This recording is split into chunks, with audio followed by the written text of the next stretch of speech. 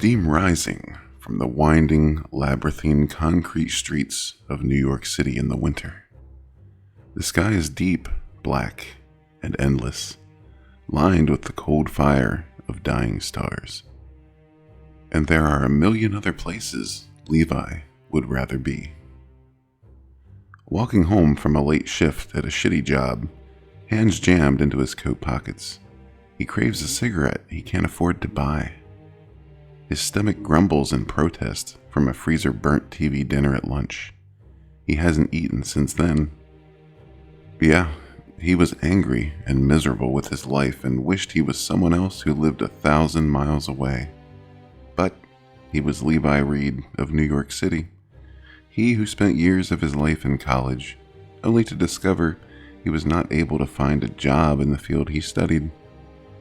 He just resigned to working a minimum wage job with terrible hours. He wanted out. He just didn't know how to go about doing it. Levi mulled over this as he trudged through the park at night. Hobos lay on benches in freezing weather, with haunted eyes following him silently as he walked past. He did not avert his gaze. A few moments later, and further down the path, he glanced up, feeling uneasy. The street lamps up ahead would flicker for several seconds before dying out entirely. This continued, one by one, until the lamp nearest to him went out. This was accompanied by a distant thump of hooves beating against pavement. Confused, Levi came to a halt. He strained to listen, not entirely convinced the sound was real and not just a product of his own mind. The nearer the hooves beating drew, the more the rest of the world seemed to fade out and away, as if somebody was turning a dial. His own heartbeat, thudding in his ears, seemed to sync with the outside source, and then an eerie silence. Over the crest of the hill came a horse and a rider. It was a great, powerful stallion with rippling muscles and a coat of fur as white as death, eyes burning with all the cold fury of hell. Atop its back was a constantly shifting enigma, a large blur. Levi could not comprehend those morphing colors, the likes of which he had never seen.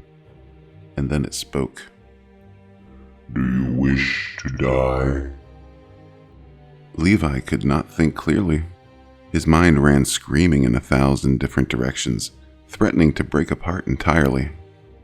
All he could manage was, "Who are you?" The rider's steed snorted, steam billowing from its flared nostrils. It pawed at the ground impatiently with one enormous hoof. The rider's ever-changing features seemed to settle somewhat into that of a broad, vaguely humanoid shape.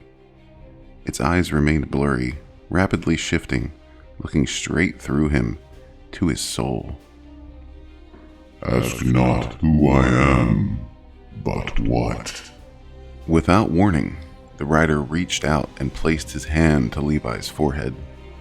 From its fingertips and into his brain flowed eternity, chaos, destruction, life, death, rebirth, kings and men, war and famine.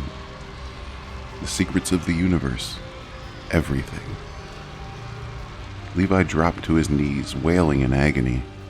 The rider observed him quietly, watching with indifference as Levi doubled over. His whole body trembled and shook as he collapsed, heaving once. Blood spurted from his mouth, staining snow the color of brilliant crimson beneath him. For a long moment, he was still. At the sound of the rider's voice, his eyes rolled in that direction, and he remained silent but willing, a soldier standing attention to his commander. "Go forth, mortal, and tell your fellow man this world will end in 49 days. Levi's eyes rolled into his skull, replaying the terrible secrets he had seen again and again and again. Having been a witness to these horrors, he found he was no longer quite the same, no longer quite human. The rider lifted the reins to the stallion, snapping them once, those cold hellfire's eyes never leaving Levi's own. For I am death, and you shall follow me. In a blazing flash of white, the rider and the horse were gone. Levi lay there for what felt like a very long time, hearing those words only.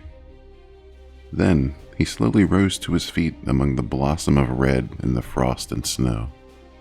The sharp breath of winter brushed past, but he didn't mind. There were greater concerns to be had now. The world was going to end. Levi was the messenger.